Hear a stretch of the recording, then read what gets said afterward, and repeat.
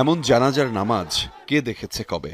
ইনকিলাব মঞ্চের নেতা শরীফ ওসমান হাদির ইচ্ছে ছিল মানুষের ভালোবাসা জিতে সংসদে যাবেন। হাদি সেই সংসদে এলেন, সাথে লাখ লাখ মানুষের ভালোবাসাও। কিন্তু ওসমান হাদির নিথর দেহ তখন কফিনে বন্দী। জাতীয় সংসদ ভবনে শরীফ ওসমান হাদির জানাজায় অংশ নিতে আসে লাখ লাখ জনতা। জাতীয় সংসদ ভবন থেকে শুরু, রাজধানীসহ দেশের বিভিন্ন প্রান্ত থেকে উপস্থিত ছাত্র জনতার ঢল গিয়ে উপচে পড়ে মানিক মিয়া অ্যাভিনিউ, খামারবাড়ি, আসাদ গেট এলাকা পর্যন্ত। স্লোগানে স্লোগানে প্রকম্পিত হতে থাকে, আমরা সবাই হাদি হব, যুগে যুগে লড়ে যাব, হাদি ভাইয়ের রক্ত বৃথা যেতে দেব না। সবাই হাদি হব, যুগে যুগে লড়ে যাব, গুলির মুখে কথা কব, আমরা সবাই হাদি হব। আকাশ থেকে দেখলে মানুষের উপস্থিতি ছাড়া কিছুই মিলবে না। সাধারণের এমন উপস্থিতি স্মরণকালে কি দেখা গেছে? জানাজা শুরুর আগে জনতা একসাথে জোহরের নামাজ আদায় করেন, এমন দৃশ্য খুব কম সময়ই দেখা যায়। 2টা নাগাদ সংসদ ভবনের দক্ষিণ প্লাজায় এসে পৌঁছায় হাদির মরদেহ। লাখো ধ্বনি যেন একসাথে বরণ করে নেয় বিপ্লবী বীরকে। এরই মধ্যে আসেন প্রধান উপদেষ্টা সহ সরকারের বিভিন্ন দপ্তরের উপদেষ্টারা।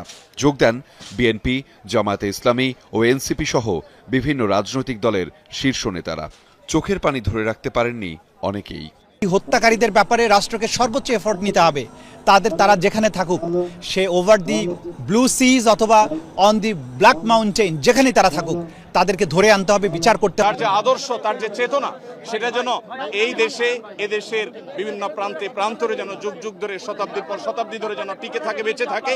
যারা নির্বাচনকে বাধাগ্রস্ত করতে চায়, এদেশের গণতান্ত্রিক উত্তরণকে যারা বাধাগ্রস্ত করতে চায়, তাদেরকে আমরা সমুচিত জবাব দেব গণতান্ত্রিক উত্তরণের প্রক্রিয়াকে সহজতর করে। তাহলেই শহীদ ওসমান হাদির রক্তদানকে, আত্মত্যাগকে আমরা সম্মান জানাতে পারব। শুরু হয় জানাজা। শৃঙ্খল নিশ্চুপ আবহে হাদির বড় ভাই জানাজার নামাজ পড়ান। অশ্রুসজল চোখে আল্লাহর দরবারে উপস্থিত জনতার ফরিয়াদ।